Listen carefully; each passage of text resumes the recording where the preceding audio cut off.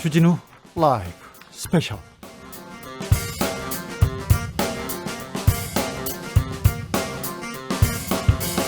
2021년 1월 30일 토요일입니다. 안녕하십니까, 주진우입니다. 토요일 이 시간은 일주일 동안 주진우 라이브에서 가장 중요하고 가장 재미있었던 부분만 모아서 듣는 그런 시간입니다. 그리고 묻힌 뉴스 마구 파헤쳐보는 그런 시간입니다. 토요일의 남자 KBS 김기아 기자 모셨습니다. 어서 오세요. 안녕하십니까. 날씨가 좋으면 날씨가 좋아서, 날씨가 안 좋으면 날씨가 안 좋아서 주진우 라이브를 평소에 못 들을 수가 있어요.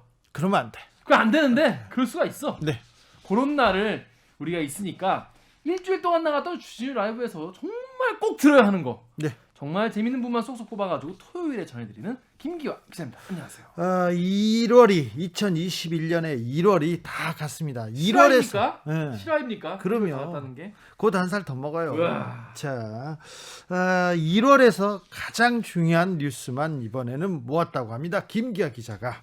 이 김기아 기자 영상으로 만나보실 수 있습니다. 그렇습니다. 지금 유튜브에서 주진우 라이브 검색을 하시면은 라디오로 들으셔도 좋지만은 뭐라고 하는지 얼굴 보고 좀 듣고 싶다, 이런 분들을 위해서 유튜브에 주진우 라이브라고 검색하시면은 밑에 라이브 나오라고 뜰 겁니다. 그걸 같이 보시면은 영상으로도 만나볼 수 있습니다. 그러면은요, 선물과 함께 김기아 기자를 막 드리려고 제가 준비 중입니다. 김기아 기자 그냥 오지 않았습니다. 한가득 한 아름 선물 꾸러미 들고 왔습니다.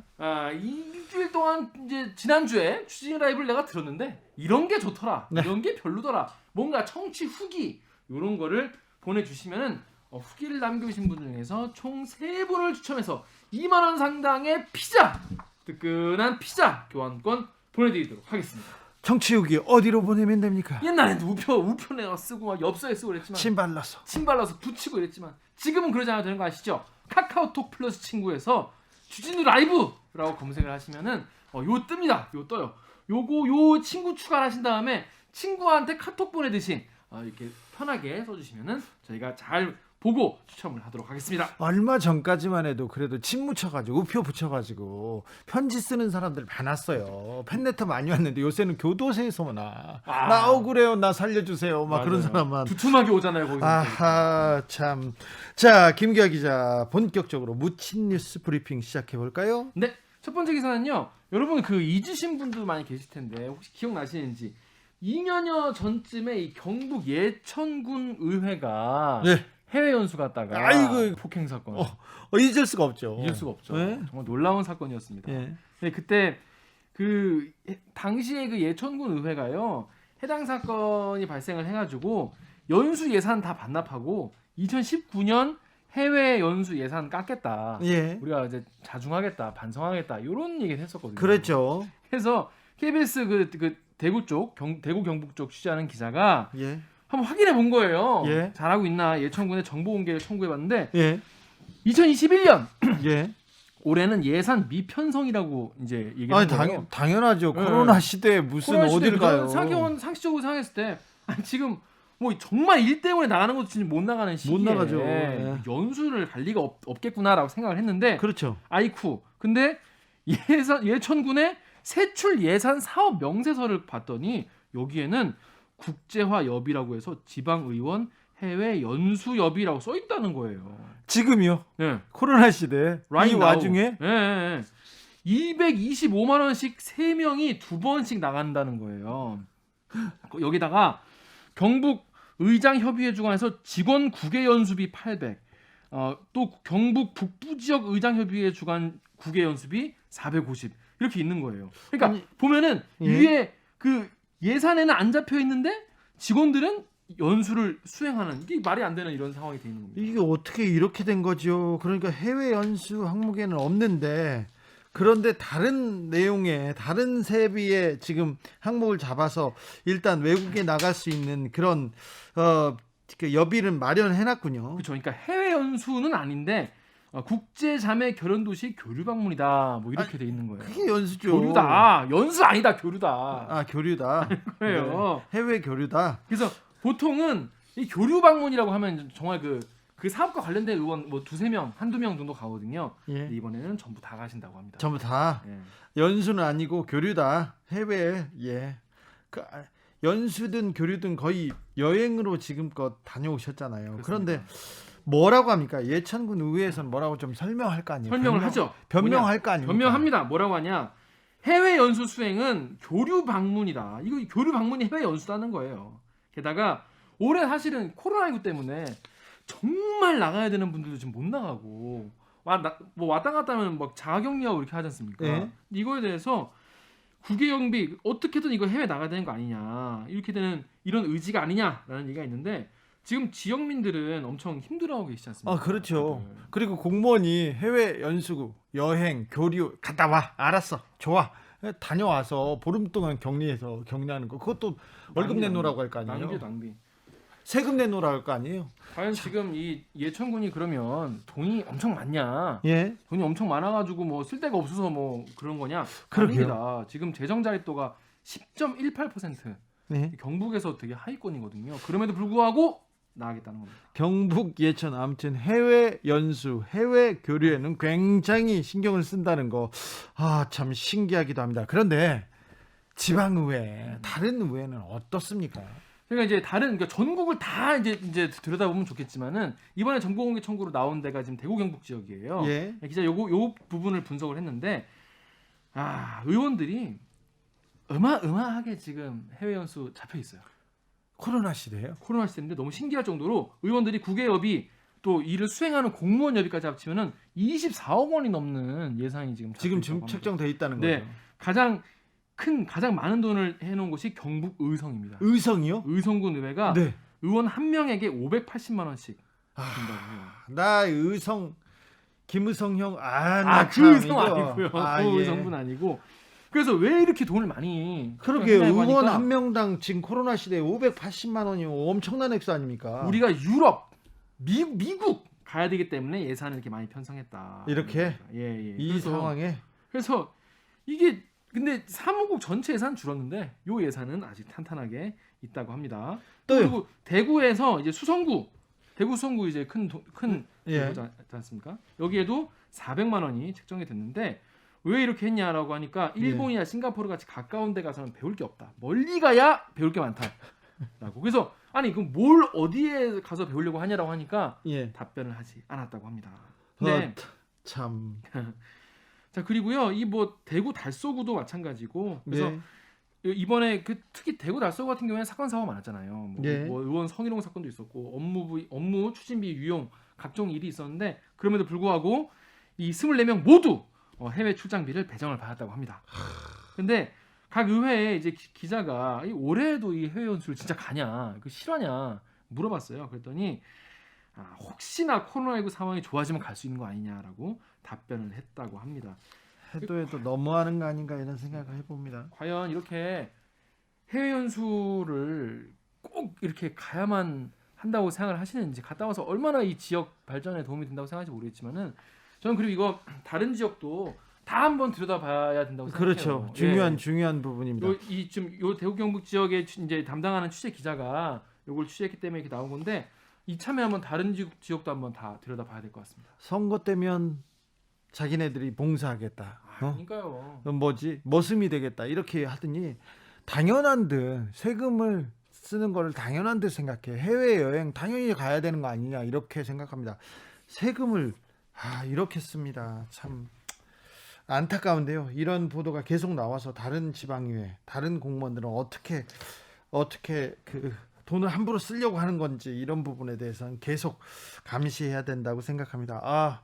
무친 뉴스 잘 팠어요. 네. 잘 파헤쳤어요. 다음 무친 뉴스 파볼까요? 네. 안 그래도 이제 지난 이제 어제죠. 그러니까 택배 노조가 파업을 철회했는데 네. 파업을 종료했죠. 이게 이제 택배 기사들의 처우가 굉장히 좀 부당하다. 너무 네. 심하다. 해도 너무한다. 이런 뭔가 이제 국민적 공감대가 있지 않느냐. 네. 그래서 KBS가 그렇다면 과연 얼마나 이제 많은 국민들이 어떻게 생각하고 있는지. 왜냐하면 택배 사업이 지금 요 몇 년 사이에 굉장히 폭발적으로 성장하지 않았습니까? 그렇죠. 그래가지고 틈도 많고 빈대도 많고 그런데 그렇다면 우리 국민들은 어떻게 생각하는지 설문조사를 해봤습니다. 해봤더니 자 먼저 택배 기사의 근로 시간이 너무 길지 않냐? 이거 물어봐야 돼. 먼저. 과도하다. 네. 과로사가 너무 많잖아요. 맞아요. 실제로 과로사가 지금 계속 나오고 있죠. 예. 그런데 이거에 대해서 그러니까 줄여야 한다는 데에 대해서 동의한다는 분이 80.6%. 네. 그러니까 많은 분들이 택배 노동자 너무 혹사당한다는 거에 대해서는 동의를 하시는 거예요. 예. 그리고 동의하지 않는다는 응답은 15.7%였습니다. 그런데 근무 시간이 줄어들면은 택배가 늦게 도착할 수 있지 않습니까? 예. 근데 우리가 이렇게 생각하잖아요. 아, 그렇다고 네 택배 늦게 오면 그건 참을 거냐? 비판하시는 분들 이렇게 비판 많이 해요. 그런데 배송 지연, 그러니까 근로 시간이 줄어들고 인간다운 삶을 살면서 내 택배가 늦게 오는 거 감당할 수 있다라는 응답은 70.8%. 상당히 높습니다. 성숙한 시민의식 볼 수 있습니다. 그러니까 많은 분들이 그래 내 택배 며칠 혹은 뭐 좀 늦게 오더라도 네, 택배 괜찮아. 노동자가 죽는 건 나 못 보겠다. 자, 이게 성숙하고 이게 같이 사는 시민의식을 보입니다. 연대의식을. 그런데 네, 요거 궁금합니다. 근데 이렇게 노동시간 줄어들면 택배 요금이 조금 올라요. 괜찮겠어요? 이렇게 물어보면 그것도 물어봤어요? 그러니까 우리가 이제 기다리는 건 기다리는 건데 네. 그렇죠. 기다리는 건 기다리는 건데 택배 요금은 어떻습니까? 그러니까 100원 오르고 50원 오르고 이거는 또 좀 민감합니다. 요걸 좀 여쭤봤는데 요건 좀 반반이었어요. 반반이었어요. 네. 택배 요금 인상에 대해서 43.6%가 오케이 동의한다. 상당히 높아요. 네, 근데 동의하지 않는다는 분은 47.6%였습니다. 높구나. 네. 역시. 이게 그건 뭐 이해를 해요. 그런데 네. 이 독특한 게 이게 연령 차이가 좀 있더라고요. 그래요? 아무래도 60대 이상 분들은 절반 정도가 동의한다고 했는데 20대 분들은 네. 57.3%, 네. 거의 60% 가까이가 동의하지 않는다라고. 아무래도 좀 여유가 없네. 여유가 네. 금전적 여유가 적기 때문에 여유가 상황이 없어. 다르겠죠. 이해합니다. 이해가 네. 돼요. 또 택배 요금 우리나라가 택배가 굉장히 잘 돼 있고 택배 서비스를 가장 많이 쓰는 나라인 것으로 저는 생각이 돼요. 네, 우리나라 전 못 세계 참잖아요. 어디에서도 네. 이런 택배 시스템은 없어요. 그런데 택배 요금이 싼 건가요? 비싼 건가요? 그 시민들은 어떻게 생각하고 있습니까? 지금 택배 요금 같은 경우에는 아무래도 지금 요걸 사용을 계속 해왔으니까 이 정도가 적정하다라는 의견이 가장 많았어요. 그래요? 56.8% 괜찮다라는 의견이 제일 많았고요.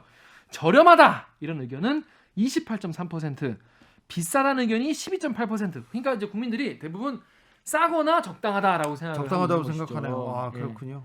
근데 이게 택배비 인상이나 이제 택배 그 노동자들의 처우에서는 택배비를 인상하는 것만으로 담보되는 게 아니라 그렇습니다. 기업들이 노력을 해야 되는 거예요. 그렇습니다. 택시비 우리가 택시 기사들의 복지를 위해서 조금 더 올려줄 수 있다고 생각하는데 택시비를 올리지 않습니까? 그럼 산업금 그러니까 택시 회사에 내는 기본 요금이 더 올라가요. 그러면 안 되는 거죠. 그래서 택시 회사 사장만 배를 두들기는 그런 현상 많이 봤지 않습니까? 되풀이 되었지 않습니까? 그래서 현장에 계신 이 택배 노동자분들도 네. 택배비 올려봤자 기업들이 자기도 홍보비에 더 쓰고 그럼요. 그렇게 되면 노동자를 위해서 이게 돈을 가장 줄이고 쥐어짜가지고 많은 걸로 쥐어짜려고 할 텐데 이게 과연 되겠냐라는 얘기도 많이 하세요. 네, 알겠습니다.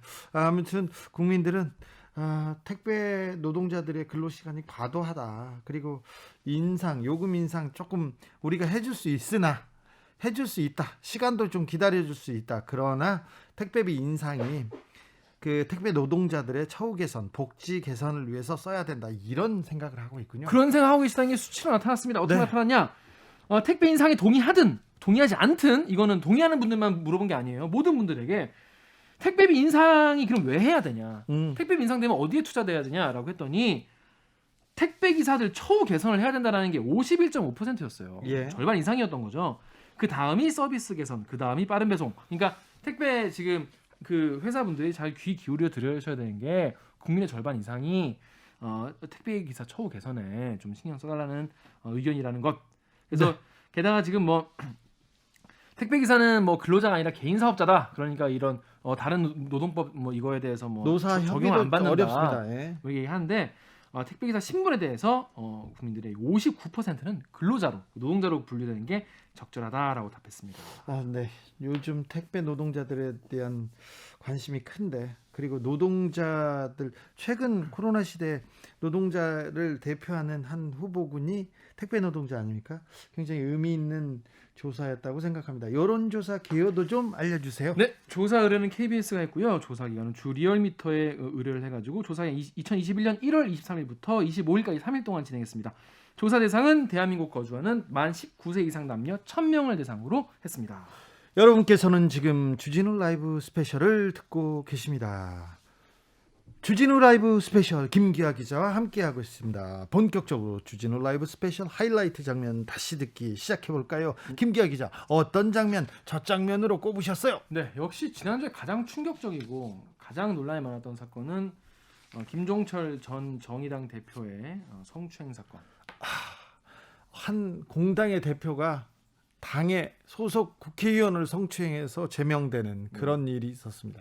뭐 많은 분들이 네. 너무 충격을 받으셨을 것 같아요. 그러니까요. 그래서 월요일 훅 인터뷰에서 신지혜 한국 여성 정치 네트워크 대표와 함께 이 정치권에서 계속 반복되는 이 성비위 사건에 대해서 이야기를 나눠봤습니다. 네. 이 이야기를 한번 가져봤습니다.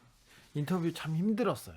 힘들어 보이시더라고 되게. 네, 힘들었어요. 일단 기본적으로 또 신지혜 대표가 그리고 그 2차 가해 때문에 매우 고생했던 사람이어서 제가 질문을 드리기 전에 물어봤어요. 물어봐도 되냐?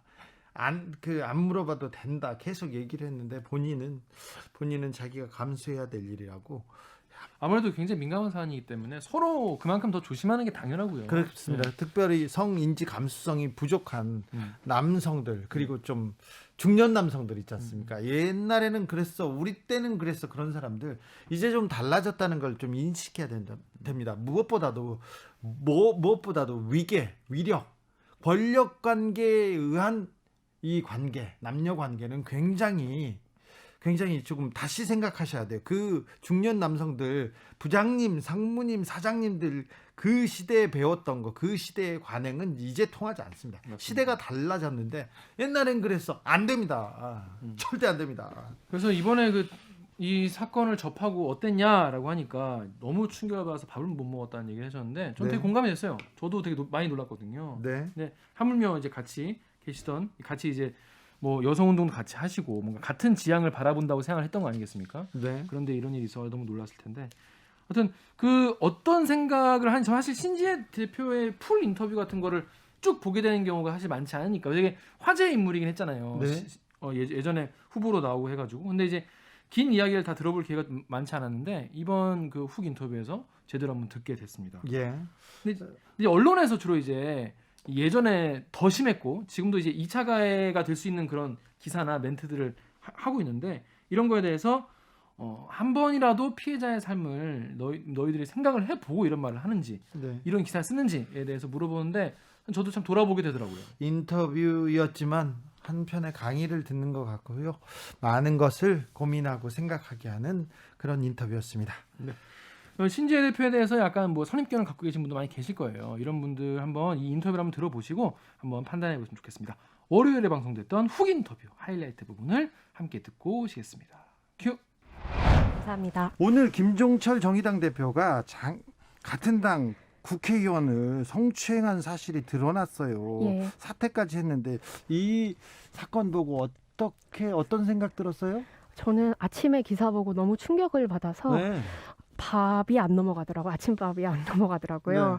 한국 사회의 정치계 성폭력이 계속해서 잇따라 발생하고 있지 않습니까? 네. 뭐 안희정, 우거돈, 박원순 그리고 이번에 김종철 대표까지 한국 사회에 사실 성폭력이 만연한 문화인데 네. 정치계도 그를 피해갈 수 없음을 보여주는 것 같고 사실 정치라고 하는 영역이 공적 영역이고 정치인들은 일반인들보다 훨씬 더 그 도덕성을 철저히 지켜야 하잖아요. 네. 때문에 더 심각하다라고 보여지고요. 네. 그동안 정치권에서 여성 문제는 해일 앞에 조개 줍는 것처럼 다뤄져 왔잖아요. 사소한 일처럼 불려왔단 말이에요. 네.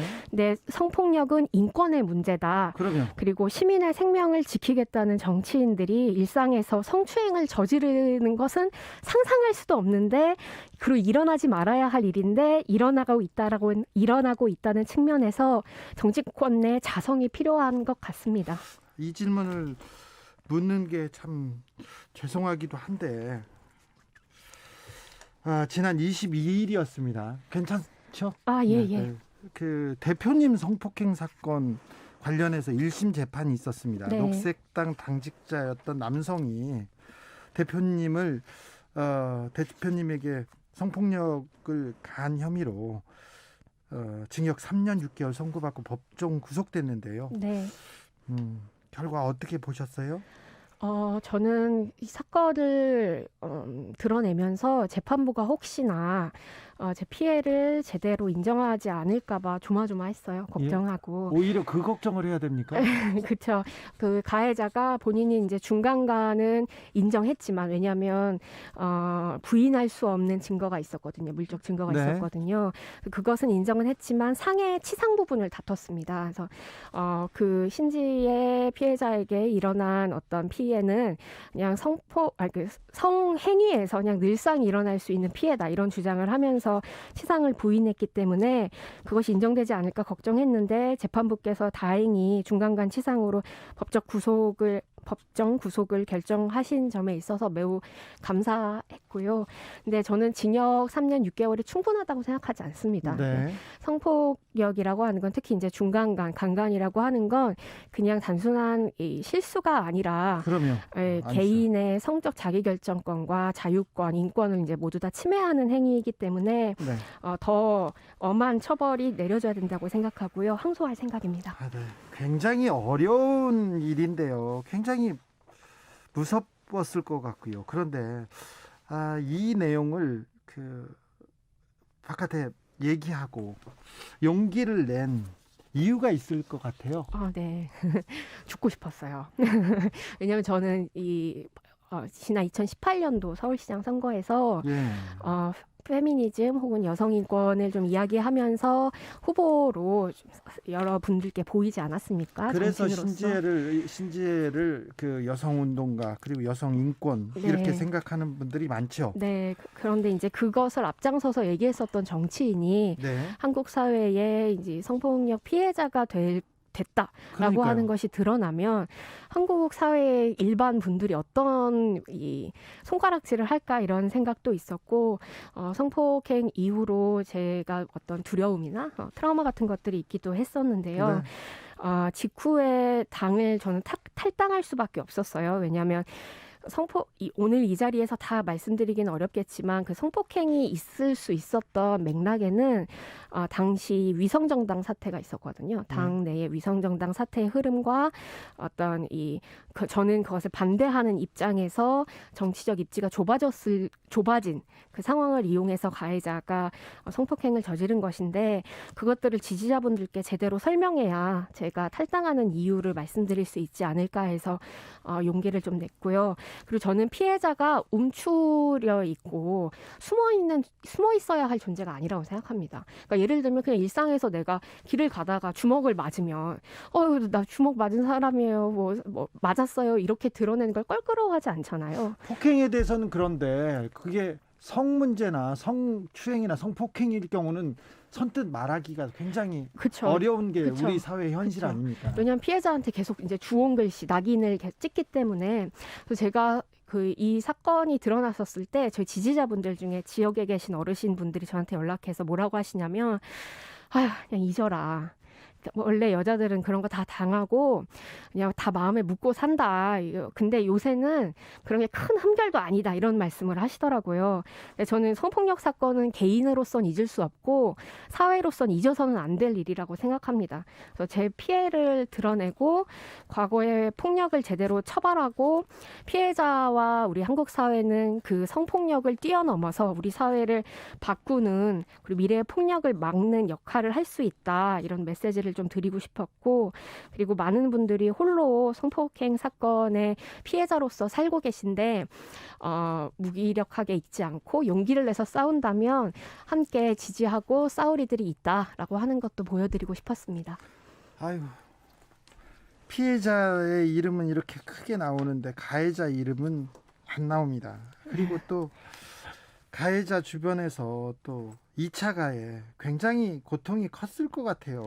네, 저도 그랬고 아직도 지금까지도 2차 가해가 이제 내부 조직 안에서 나오고 있는데 어쩔 수 없죠. 그 고통이 피할 수 없다면 저는 바꿔 나가야 하는 것이 또 저의 인간으로서의 소명인 것 같고 정치인으로서의 소명인 것 같습니다.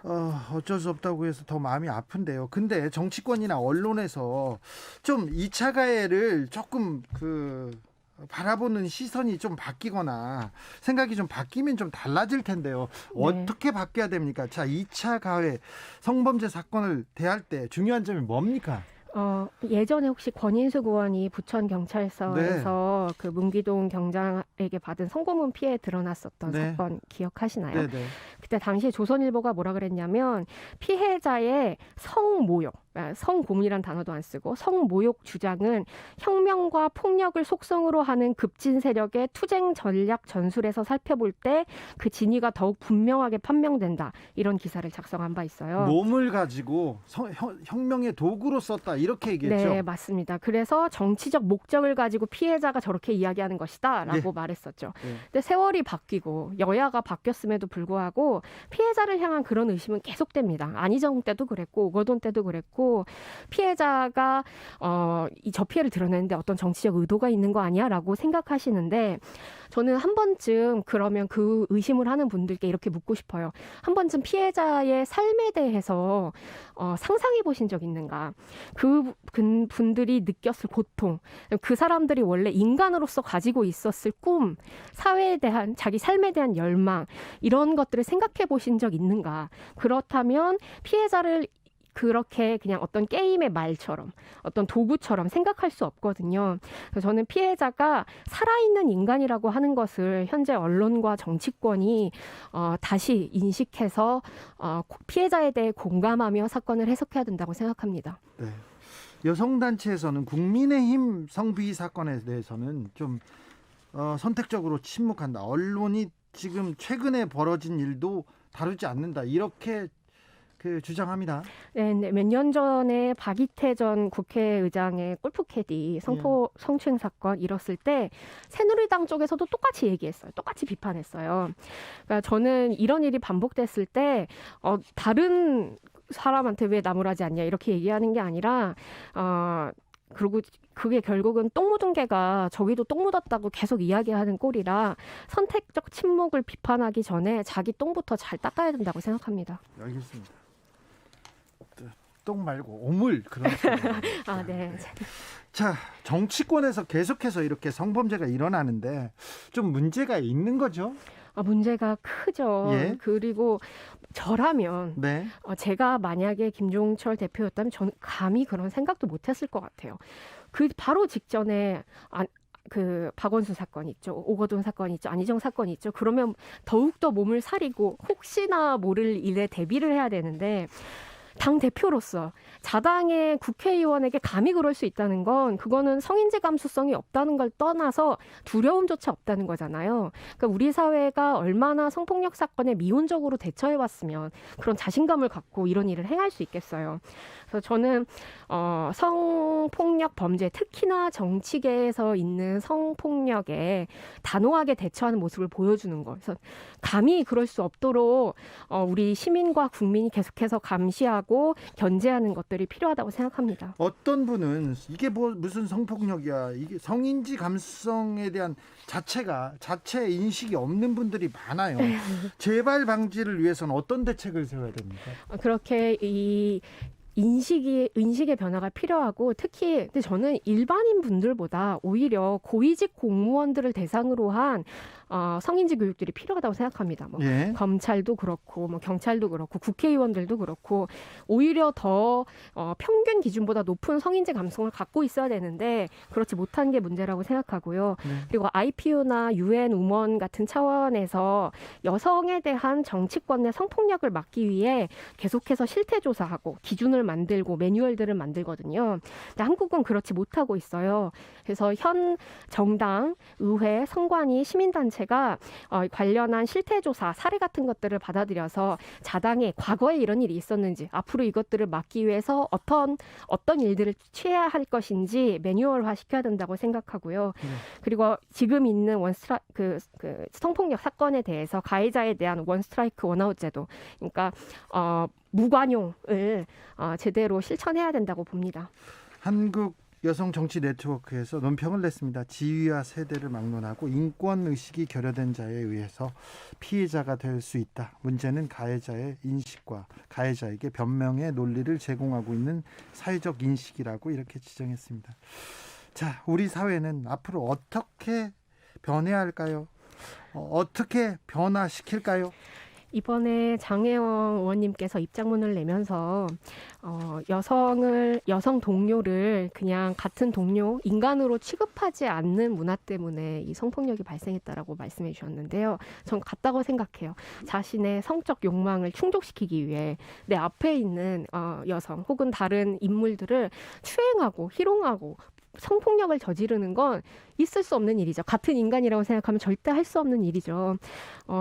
피해자뿐만이 아니라 나 말고 다른 이들도 똑같은 인간이다라고 하는 인식들이 좀 있어야 될 것 같고, 저희 한국 여성 정치 네트워크를 비롯해서 저는 제도와 문화와 그다음에 정치를 바꾸기 위해서 논평 내기는 수준, 그 하위 단계에서부터 높게는 이 정치권 판을 바꾸기 위한 노력까지 끊임없이 하려고 합니다. 네, 여러 활동 하시는 거 응원하겠습니다. 무엇보다도 좀 행복하셨으면 좋겠어요. 네, 저 아까 그리고 박원순 성폭력 사건 건 때문에 많이 고민하시고 댓글이 많이 아마 달리는 것 같아요. 의혹이다 이렇게 아닌가 실시간으로.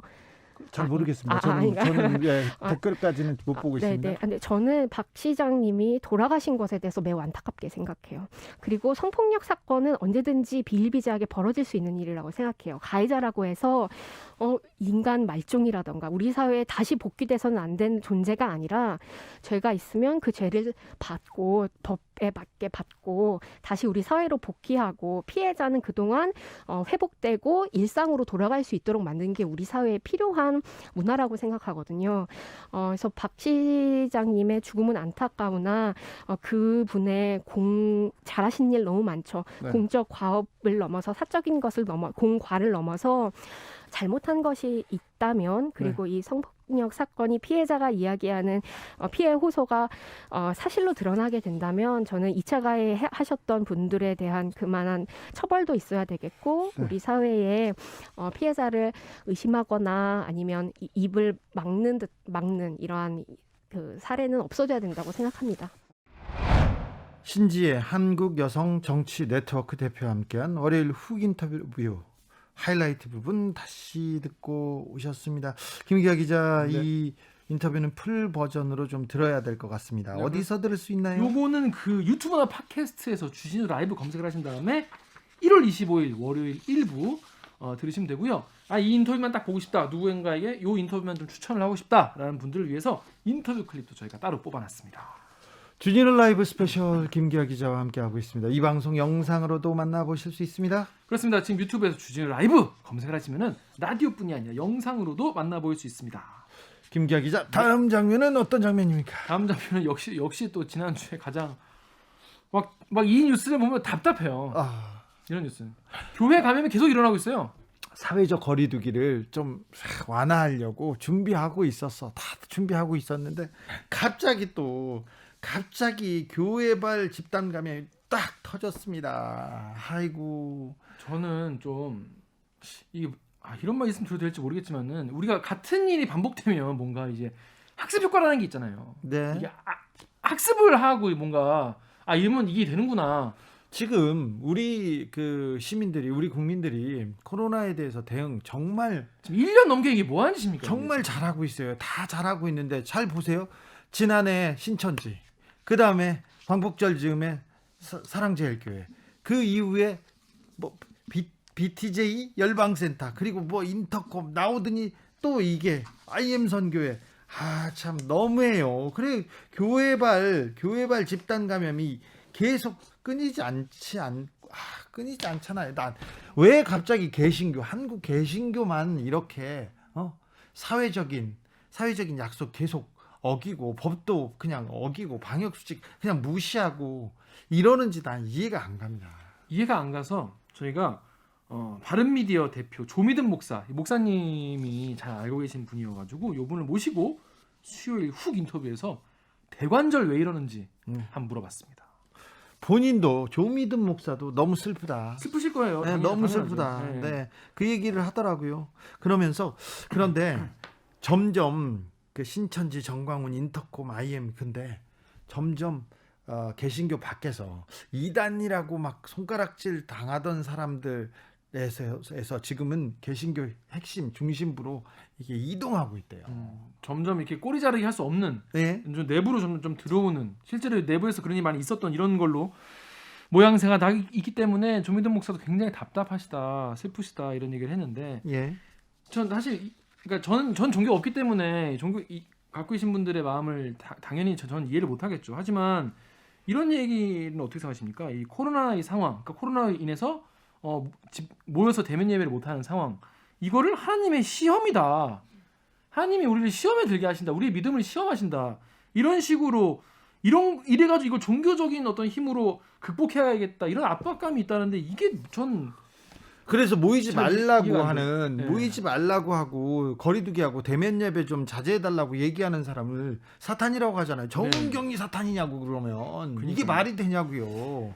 근데 대부분의 개신교 대부분의 교회 목사님들이 잘 지키고 있어요. 어렵게 잘 지키고 있는데 일부 멀지각한 몇 명의 목사들이 이렇게 구멍을 내 가지고 믿음 있는 사람들, 교회 다니는 사람들한테 먹칠하는 겁니다. 그렇습니다. 저도 정말 일부의 교회가 이렇다고 생각하는데 일부 교회라는 사건이 지금 연달아 몇 번씩 터지니까 너무 많아요.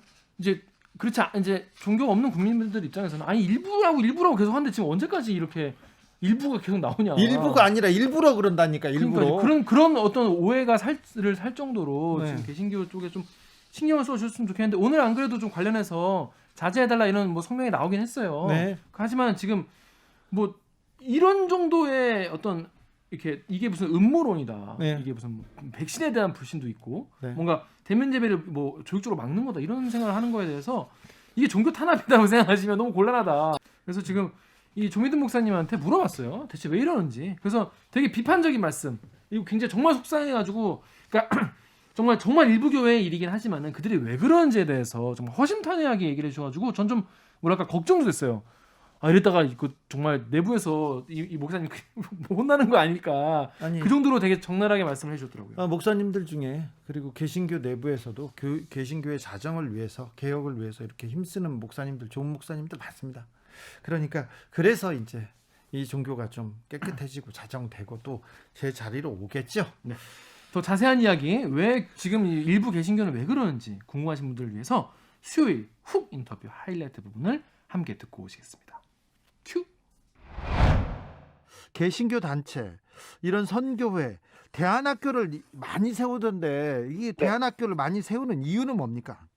사실은 이제 이거는 좀 신앙에 대해서 보수적이고 열성을 가지시고 계시는 분들이 우리 아이를 조금 더 신앙적으로 교육하고 싶다라고 하는 열망을 좀 가지고 계실 것 같아요. 예. 그리고 동시에 공교육에 대한 불신을 가지고 계신 분들도 있을 수 있어요. 예. 왜냐하면 뭐 어떤 데서는 진화론을 가르친다라든가 뭐 조금 더 동성애, 친동성애라든가 그러면은 보수적인 신앙을 가지고 계신 분들은 우리 아이는 그런 교육을 받기보다는 신앙 안에서 교육을 받게 하고 싶어라고 생각하실 수 있는데 네. 여기에 이제 영어 교육을 통해서 해외로 유학 보낼 수 있는 인프라를 구축하고 있다라는 것이 교회와 그리고 그런 교육을 받고 싶어하는 부모들의 어떤 생각을 잘 맞춰준다라고 생각을 해요. 그래서 이런 선교, IM 선교도 마찬가지인데 교회를 끼고 하는 경우들이 굉장히 많습니다. 네. 네. 교회를 끼고 하더라고요. 자, IM 선교의 설립자로 알려진 마이클 존은 어떤 인물입니까? 사실 교계에서 많이 알려진 인물은 아니에요. 근데 이제 몇 기독교 방송에서 그가 했던 소위 간증을 들어볼 수 있었는데 네. 굉장히 어려운 가정 환경을 극복하고 이제 스타 영어 강사가 됐어요. 예. 근데 이제 그런 스타 영어 강사가 됐음에도 불구하고 자신은 하나님의 부르심을 입어서 다음 세대를 섬기기 위해서 그런 것들을 다 버려두고 아이들을 위해서 헌신하겠다. 그러니까 어떻게 보면 이제 굉장히 좀 감동을 줄 수 있는 그런 부분들을 가지고 이제 교계로 들어온 것 같고 목사 안수를 받았다고는 하는데 지금까지 취재해본 결과로는 깔끔한 과정은 아니었던 것 같아요. 알겠습니다. 조금 깔끔하지 않다. 이분 마이클 조가 하나님이 코로나 방역을 대신해준다 이렇게 주장하기도 했다면서요? 네, 미국에서 그런 집회를 하면서 한국에서 한창 코로나 시기 때에 방역 수칙을 잘 지키지 않고 집회를 했던 사진들을 보여주면서 이렇게 많이 우리가 집회를 했지만 하나님께서 지켜주셔서 우리는 확진자가 한 명도 없었다라고 주장을 했거든요. 이게 문제야 이게. 네, 그러니까 이 부분이 제일 큰 문제죠. 그렇죠. 그러다 보니까 그릇된 종교적 확신이 생긴 것 같아요. 예. 그래서 방역에 대해서 당연히 좀 느슨해질 수밖에 없지 않은가. 그리고 내가 지금 하고 있는 이 사역과 이 일이 하나님께서 지켜주신다라고 확신을 하게 되니까 이 방역 같은 경우는 당연히 구멍이 생길 수밖에 없었던 그런 결과인 것 같습니다. 유종선님께서 그 애들은 학교도 안 가나요? 이렇게 물어봅니다. 제보 영상 보면 어린 학생들이 큰 소리로 기도하고 소리치고 찬송가 부르는 모습 보이지 않습니까? 그렇죠. 사실은 그게 굉장히 안타까운 게 어쨌든 여기는 이제 뭐 대안학교식이니까 정식 정규 학교는 아니에요. 예? 네, 다르죠. 그러니까 오히려 학교 교육을 이쪽에서 받는 건데 저는 여기서 한 가지 조금 더 생각해 볼 부분들이 부모님들이 좀 만류할 수 있지 않았을까라는 부분이에요. 부모님들이 보낸 거잖아요. 그렇죠. 결국에는. 그러니까 이게 조금 부모님들이 좀 이런 것들을 좀 철저하게 했더라면 그런 아쉬움들이 좀 많이 남아 있습니다. 아니 네. 부모님들이 목사님이 또 보내라고 하고 다른 분들이 또 교회에서 보내라고 하니까 아이들을 네. 교육을 여기다 맞춘 거 맡긴 거 아닙니까? 사실은 이런 사고방식이 있을 수 있어요. 코로나라고 하는 상황을 이런 이제 종교적 신념을 가지신 분들은 지금 하나님의 시험이다. 네. 라고 생각해서 우리가 이런 것들을 좀 종교적으로 잘 극복해야만 한다라고 하는 압박감을 가지시는 분들이 계신 것 같아요. 코로나를 환난 그렇죠. 믿음에 대한 시험이다. 네, 테스트 이런 개념으로 이해하시는 분들이 분명히 있을 것 같고 어쨌든 이런 시험이 있을 때에 우리가 신앙적으로 극복하는 모습을 보여야 된다.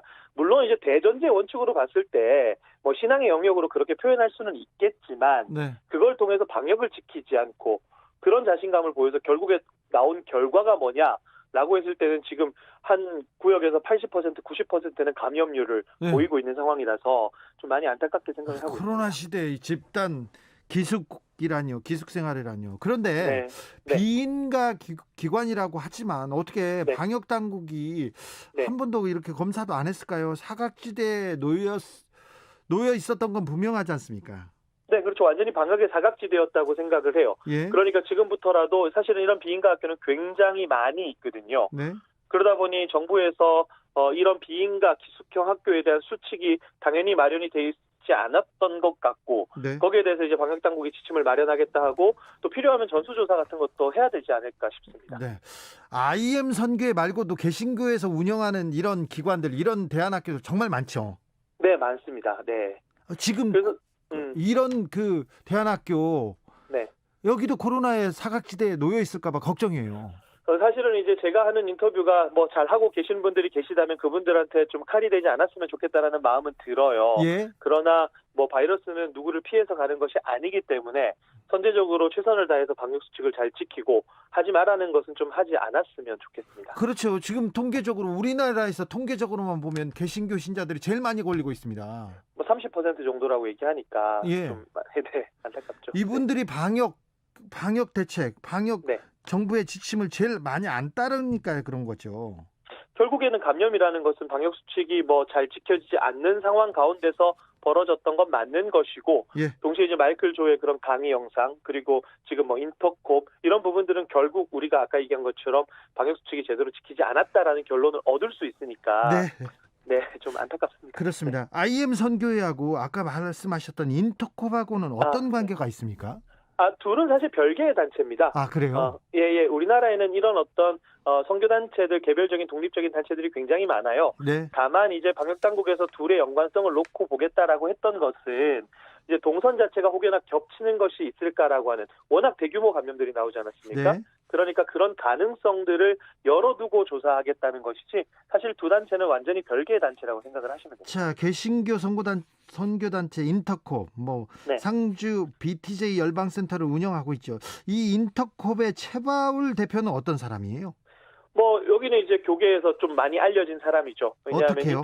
어떻게 알려졌습니까? 인터콥이라는 단체가 사실은 역사가 좀 있어요. 예. 1983년도에 세워졌으니까 거의 40년 가까이 되었고 그리고 이슬람 선교를 열심히 하는 단체로 많이 알려져 있는데 최바울 대표 자체는 한국 교교의 굉장히 뜨거운 감자였습니다. 왜냐하면 인터콥이라는 곳이 선교를 열심히 하는 것은 맞는데 예. 지금 나왔던 것처럼 음모론에 기초한 종말론을 설파를 했거든요. 그러다 보니까 이것은 기독교 신앙에서 적절하지 않다라고 비판을 했던 분들이 많고 그러다 보니 한국의 주요 교단들은 참여 금지, 거기 가지 말아라 라고 결의를 했기 때문에 그럴 때마다 최바울 씨 같은 경우는 우리 고치겠습니다, 수정하겠습니다, 지도받겠습니다라고 했거든요. 그래서 그런 문제를 잘 수정해서 좋은 성교단체로 키워가자라고 하는 일부 분들의 주장, 그리고 여전히 수정하지 않고 문제적 주장을 계속해서 하고 있다라고 비판하는 입장. 그래서 최바울 씨 같은 경우는 교계에서 굉장히 뜨거운 감자이죠. 알겠습니다. 사랑제일교회 전광훈 목사 네. 요새 다시 본격적으로 활동하고 있는데 여기에 대해서는 어떻게 보고 계십니까, 목사님? 정치적 행보로 보여요. 네. 왜냐하면 대선이 다가오니까요. 늘 항상 그가 해왔던 것처럼 대선을 다가오는 준비를 하고 있는 것으로 보여요. 그래서 우리가 지난 8.15 때 수업료 톡톡이 실리지 않았습니까? 네. 그렇기 때문에 3.1절 범국민대회를 연다라고 하는데 이거 절대로 하지 못하도록 적절한 조치가 좀 필요할 것 같습니다. 그 교계에서도 좀 막아주세요, 목사님들끼리. 사실 이게 너무 힘들어요. 왜냐하면 통제가 안 되는 거죠. 사실 개신교회 같은 경우는 굉장히 독립적인 기구이고, 동시에 제가 너무 안타깝게 생각하는 건, 제가 이제 정광훈 목사 사태 벌어졌을 때, 인터콥 사태 벌어졌을 때 늘 항상 했던 얘기가, 결국 이거는 하루 이틀 만에 발생한 문제가 아니라 오랜 시간 동안 누적된 것이 결과물로 나온 거라서 동조와 방관, 심지어 동조하는 사람들도 있거든요. 네. 그러다 보니까 이것이 어떤 구속력을 가지고 통제할 수 있는 그런 상위 기관이 존재하지 않다 보니까 네. 이렇게 통제를 한다는 것은 사실상 쉽지는 않은 것 같습니다. HSC님께서 코로나보다 교회 스트레스가 더 커요, 이런 얘기하는데, 개신교계 코로나 시대에 개신교에 대한 부정적 인식 확산되고 있습니다. 이거는 부인하지 못할 것 같은데, 당연합니다. 개신교에서는 이걸 어떻게 보고 있습니까? 사실은 입이 10개라도 할 말이 없죠. 너무 부끄럽게 생각을 하고요. 사실 일부라고 하는 표현을 제가 즐겨 쓰지 않아요. 그리고 그런 표현을 쓰면 안 된다라고 얘기를 합니다. 물론 수치로 따져보면 방역 수칙을 지키는 교회들이 더 많을 거예요. 많겠죠. 네네. 그럼에도 불구하고 어쨌든 정광훈이라든가 아니면은 인터콥이라든가 신천지도 마찬가지거든요. 예. 이것은 결국 교회가 건강하지 못해서 발생한 문제라고 우리가 생각을 해야 될 것 같아요. 예. 그래서 개신교회가 좀 자성의 목소리를 많이 내야 됨에도 불구하고 오히려 정부랑 지금 대립각을 세우는 이런 모습들 때문에 저도 개신교인이고 또 한 사람의 목사지만 너무 좀 슬프고 그런 상황입니다. 네. 대다수의 개신교회는 정부 방역 지침 잘 따르고 있죠? 네, 그렇습니다. 아까도 말씀드렸지만 수치로 따지면 방역 수칙을 지키는 교회가 훨씬 많다라고 저는 생각을 하고요. 예. 다만 이것이 교회를 바라보는 분들을 향한 변명이 돼서는 안 된다라고 생각을 해요. 예, 알겠습니다. 목사님, 짧게 몇 가지만 더 물어보겠습니다. 네. 개신교 단체들은 왜 단체 생활 좋아합니까? 단체 생활이라고 하기보다는 어쨌든 개신교라는 것은 공동체잖아요. 이렇게 모이는 걸 왜 이렇게 좋아해요? 모이는 걸 좋아한다라기보다는 어쨌든 교회라고 하는 것이 있기 때문에 지역교회를 통해서 신앙생활하는 것이 사실상 이것이 다른 이에게 피해를 주지 않는 거라면 네. 우리의 신앙 정통처럼 함께 모여서 예배드리고 교제하고 하는 것을 굉장히 중요하게 생각했기 때문에, 그리고 신앙생활이라는 것이 혼자 유지하는 것은 굉장히 어렵지 않습니까? 그래서 함께 모이고 예배드리고 교제하는 것, 이런 것들을 굉장히 중요시하게 생각을 하고 있습니다. 네. 어렸을 때도 교회 빠지면 주일 빠지면 굉장히 죄를 짓는 것처럼 느껴졌고 성경학교 안 가면 그랬던 것 같은데요. 네네. 목사님, 대면 예배가 그렇게 중요한 건가요? 사실 대면 예배가 중요합니까? 라는 질문에서는 저는 중요하다라고 얘기를 할 수 있겠어요. 그러나 이런 예외적이고 특수한 상황에서, 특별히 사람의 생명을 해할 수 있는 전염병적인 상황에서 네. 대면 예배를 고집하는 것은 분명히 잘못이다라고 말씀을 드릴 수 있을 것 같아요. 네, 목사님, 알겠습니다. 네. 바른미디어 대표 조미듬 목사와 함께한 수요일 훅 인터뷰 하이라이트 부분 다시 듣고 오셨습니다. 이 부분 풀 버전 강추합니다. 저는 하이라이트만 듣는 거 반대합니다. 왜냐하면 이 흐름과 맥락과 역사를 좀 알면은 정말 여러분 주변에도 이제 이거에 대해 궁금하신 분들 많을 거 아니에요. 네. 그거를 좀 잘 설명할 수 있으니까요. 반드시 풀 버전 꼭 들어보시기 바랍니다. 유튜브나 팟캐스트에서 주진우 라이브 검색을 하신 다음에 1월 27일 수요일 1부 보시면 되겠습니다. 왜 개신교 단체들이 계속 문제가 되는 건가? 종교는 이 사회에서 어떤 의미를 가지고 있나? 종교가 사회를 걱정해야 되는데 사회가 종교를 걱정해야 되나? 여러 많은 생각들을 하게 합니다. 자, 한번 들어보세요. 자, 김기아 기자 주진우 라이브 스페셜 마치겠습니다. 선물 주고 가세요. 선물. 제가 선물을 드리고 가야 되는데 그죠? 자, 청취자 여러분들 위해서 선물 준비했습니다. 카카오톡 플러스 친구, 카카오톡 보시면 밑에 그 플러스 뭐 있어요. 그래서 네, 그거 누르시면은 거기 검색창이 뜹니다. 그래요. 거기다 주진우 라이브 쓰시면 됩니다. 그렇다고. 그럼 여기 나옵니다. 이게 네. 이렇게 나와요. 요 네. 친구에게 내 네. 친구에게 얘기하듯이 이번 주 주진우 라이브 어땠다? 이번 주 주진우 라이브 이런 면이 난 좋았다. 네. 이런 청취 후기를 보내주십시오. 총 3분 추첨해가지고 2만 원 상당의 뜨끈한 피자 교환권 보내드리도록 하겠습니다. 부족합니다. 모자랍니다. 하지만 정 모자란다고 하면 저희가 김기아 기자를 어떻게 보내겠습니까? 제가 직접 들고 네. 썰어드리고 보내겠습니다. 김기아 기자 오늘도 수고 많으셨습니다. 고생하셨습니다. 주진우 라이브 스페셜 여기서 마치겠습니다. 저는 다음 주 월요일 오후 5시 5분에 돌아옵니다. 지금까지 주진우였습니다.